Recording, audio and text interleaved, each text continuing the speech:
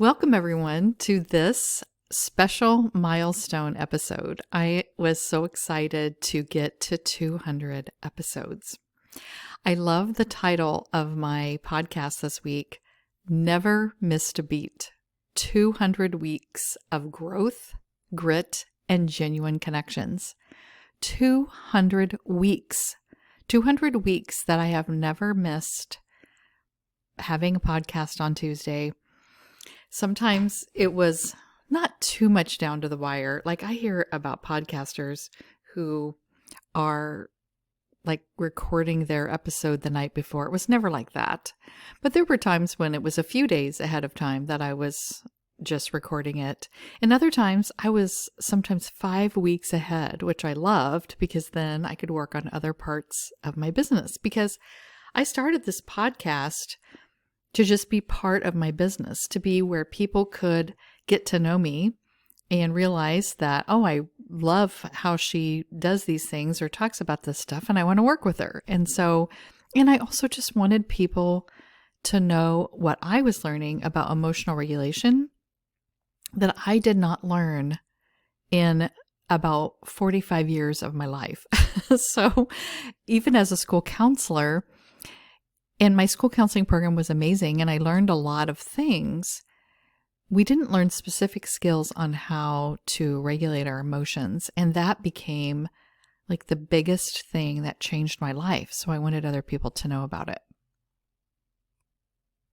I had a giveaway, and I was so excited that the person, I'm going to reveal who won, and it was Hillary Jacobson. And Hillary, thank you for being part of my community and audience of this podcast. And I will be sending your wireless earbuds through Amazon. And at the same time, I'm ordering my own because I'm going to start using earbuds while I'm recording, especially when I have guests, which I have so many now. That's the other part of the title that I love, like genuine connections.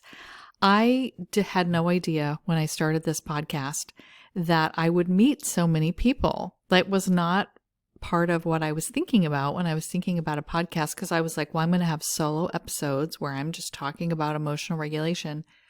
And I never thought about having guests. And then it just became like such a fun part, like meeting all these different people in the world who were doing similar things to me, or even things that really aren't similar to me, but yet helpful to my audience. Like the people I've met has just been amazing. And then I have guested on other people's podcasts, and that's been really fun. Just like the people that reach out to me, I find it so fascinating how they find me and what about my work resonates with them. And that is so fun too. So not only just doing this, every week and getting this information out to you, but meeting new people from all over the world. When I decided to start this 3.5 years ago, I originally started thinking about it in the pandemic. I think I took a course on how to start a podcast in April of 2020. And during that course, you were supposed to pick a date that would be your launch date. And I thought, well, I'm going to pick one really far away because, it was really far away to me at that time. I picked September 20th of 2020 as my launch date. The reason I picked that specific date is that it's my dad's birthday, and he's been gone 14 years now. And so I knew he'd be proud of me for going out there and trying new things. He was an entrepreneur. He was a farmer, and so sometimes I think farmers, even though they are entrepreneurs, kind of get thrown into it because he wasn't the first generation to do that.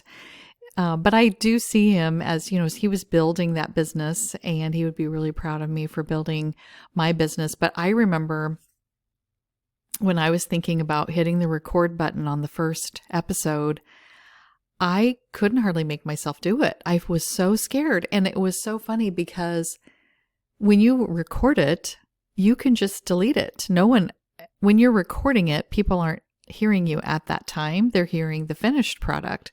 But for some reason, because I'd never done it before, I was just terrified. And then I kept thinking, oh, well, then when I release it, people will make fun of me and people that didn't like me in high school or whatever will say something about it, or my ex-husband, or I don't know. I just thought about all these people that would be like, oh, she's terrible and I don't like her. And I was thinking about getting mean emails, and I even thought about, what if someone stalks me? I don't know. I just thought about all these crazy things. And I think it was just my brain trying to keep me safe and telling me that, oh, don't try that. That's too scary. And just, stay in your quiet little cave and not have to worry about anything. But when I thought about not doing it, I felt more disappointed in not trying it. So I just decided that, when I hit record, it's for my ears only until I decide to release it. And so I finally got over that fear of turning the microphone on and hitting record. And I still, my podcast is not produced by anybody but me. And I always think that it could be a lot better if I had people doing a lot of editing or like behind the scenes work that kind of know what's going on. I just know the basics to get this out into the world. But then sometimes I think, well, maybe people like that just really basic amateur way of talking to people. I also used to write every single word that I was going to say and then just read it, because originally this wasn't a video podcast. It was just audio, and I could get out of bed in my pajamas and not even have done my hair or anything and just record it, which made it easier. And for a while, I didn't want to do a video podcast because I didn't want to have to get ready and get camera ready. And I still don't like that sometimes, but I think I like having both mediums. I like having the video so that people can see what I'm all about and see my surroundings. I like that about people that I work with. I want to know the background or behind the scenes kind of stuff. And I think for young people, which is who my clients are, I think they use YouTube and video a lot more than older people do. But I also like having the audio so that people can listen in their car and when they're taking a shower and when they make dinner or get ready for something.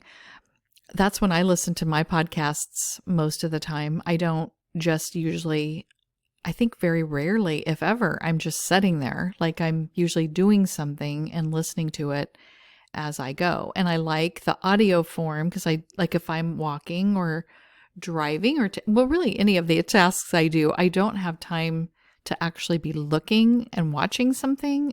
I need to just be listening to it. So that's why I have both versions now, and I'm totally fine with that. I just either batch record so I don't have to get ready so many times, or maybe I'll get to the point where I don't worry about it so much. I'm sure there are a couple of episodes where I didn't, at least one episode I know where I didn't do anything different. I just recorded it exactly the way I would any other day. And there's one where I just gotten out of the shower, my hair was wet. My makeup was done, but my hair was wet. So, I've tried some different things. I'm also going to get better at creating the video part of it, maybe spending more time on that and like learning different techniques that I don't know yet. This one, I'm trying something different where I'm pausing it at different times while I'm recording, making sure I'm going in the right direction, and then hitting record again and to see how that works. I don't like editing. I don't have time for it. And I'm also not a perfectionist, thank goodness. So I just record one time and that's what you get.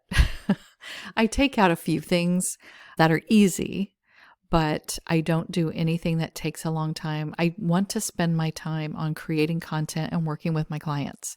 I don't want to spend it on editing. And someday I'm hoping to have a team where a lot of people are, doing different things and I can just worry about creating content and move on with my life.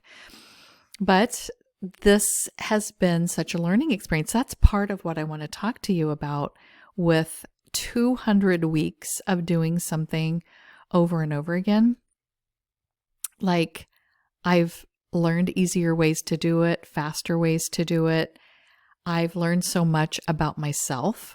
One of the things that was, again, an unexpected result is that my productivity has gone up tremendously because I had to learn, how do I fit it into my life? Because when I started this podcast, I was still working full time.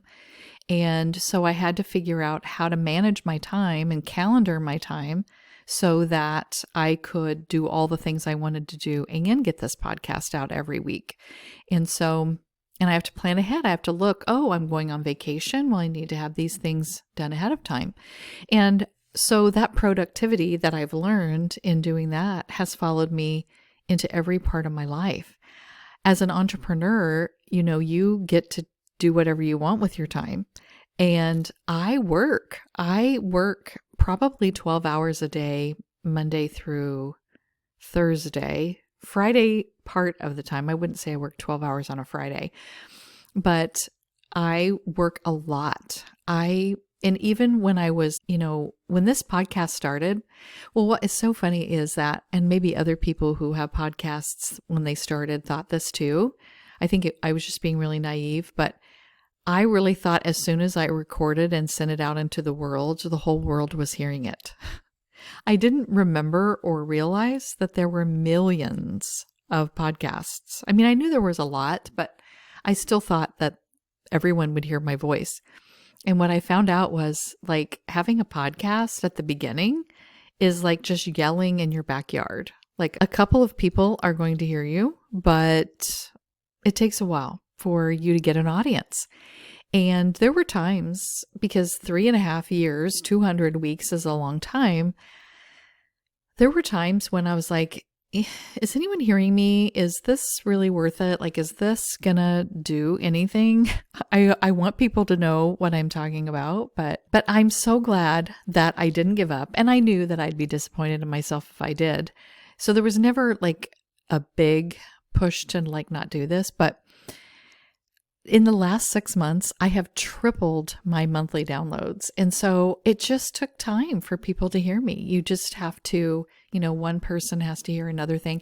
And the other thing that I had no idea about when I started this, that has changed how many downloads I have and how much attention I'm getting, is the name of my podcast. Like, I thought my podcast originally started as Better Regulate Than Never. And I love that name. I still love that name. It's still the name of my LLC. I don't want it to totally go away.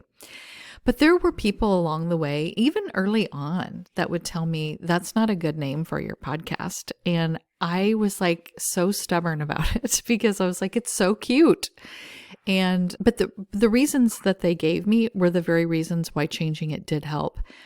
Because people don't know what Better Regulate Than Never means.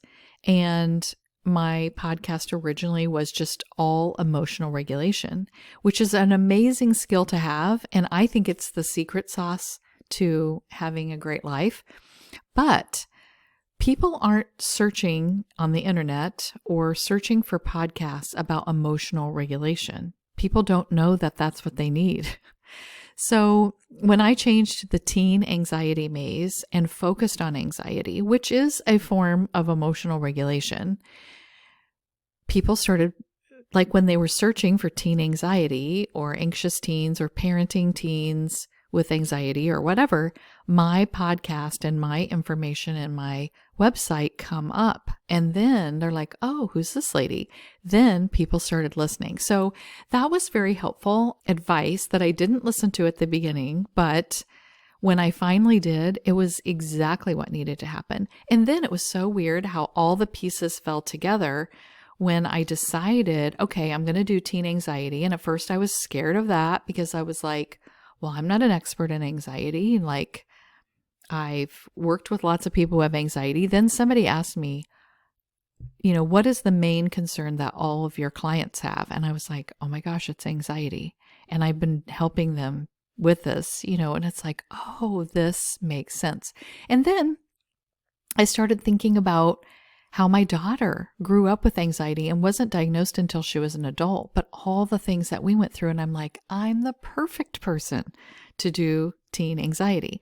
And I have worked with young people my entire life. my entire adult life. And I thought, I don't want to do anything else but work with young people. It's exactly what I'm supposed to be doing. I think a tiny part of my brain never grew up. And so I really identify well with young people and teenagers. And I still get the same feelings of rebellion and annoyance that teens get about things. And I feel like that helps me just identify with them. And I think they want to work with me because I have that about me. And so I'm glad I never got rid of that, though there were people that tried to shame me about having this teenage brain, but now I'm glad that I do. In these 200 weeks, I have told some pretty heavy stories about my life through the different episodes, and I don't focus on that very much, but I want young people to realize that everyone has challenges. Everyone has anxiety. Now, I don't mean that in a diagnosable way, and I've talked about that so much since I've changed to the teen anxiety maze, because I do think that we're using anxiety as like this terrible disease, and if we have it, our life is ruined and we can't do anything. And some people use it for an excuse not to go to work or do their homework or, whatever. And I don't want that to happen. I want to be super real about that we all are experiencing worried thoughts, and just like starting this podcast, or a lot of the teens that I work with are creatives. And so, it's scary to put your artwork out there, or your new video, or just if you're trying to be an influencer or whatever, like all those things are hard to do because people can judge you and maybe will judge you. But fear and worry are such a normal part of our lives. Like, we are going to feel those feelings, and we're going to feel them if we're staying in our bed, in our house, with our head covered up with our covers, or when we're doing things that are expansive and putting our life out there and putting our work out there. So if we're going to feel it anyway, why wouldn't we do the things that make our life big and amazing? That's where I'm coming from. That if I wouldn't have started this podcast because I was worried and sad, I would have been worried and sad and fearful because I would always be wondering, what if? What if I would have done it? What if that would have happened? And we can do things, these what ifs. Like, I could have started the podcast and then maybe I would realize I didn't like it, and that's okay. And I could stop it. Like, we get to choose. So why wouldn't we be choosing things that kind of put us out there? And that's what I'm always challenging my listeners and watchers and clients to do. So that's kind of like some of the learnings that I got in 200 weeks and 200 episodes. And I hope that's what you're learning. If you want to know more about my personal story, I told about it more in the beginning episodes, so you can always go back and listen to those and find out some things about me. I still have some favorite episodes. The one about normal, like what is normal, or is normal real? I can't remember what the name of it is. It's probably in the first 10. I think it's number 9.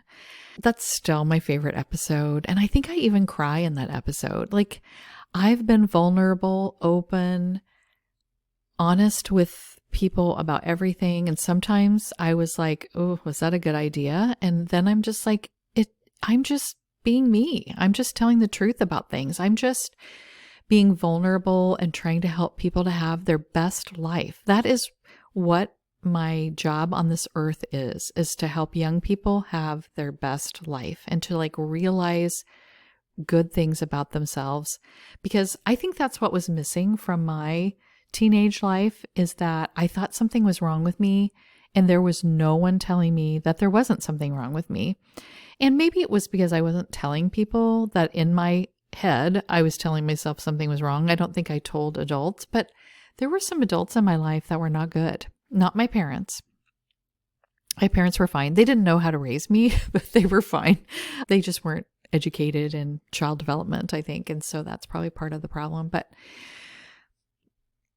so if this is the first episode you've listened to, please go back and listen to the other ones, because you'll learn a lot more about me, and you'll learn a lot more about emotional regulation and anxiety and how to deal with that. And if you've been with me the whole time, thank you so much, because I love that I have this 200 episode relationship with some people. Some people maybe I don't even know feel like they have a relationship with me. I know the people that the hosts of the podcast that I listen to, if I listen to them a lot, which there's a couple that I've listened to every episode depending on the topic, but I feel like I know them. You know, they've been in my ears for so long that it's like a friend or somebody that I know. So I hope that I'm friends with a lot more people than I even know. So here's to 200 more episodes of learning, growing, and conquering our anxieties together. I am so excited, and I want you to keep being amazing.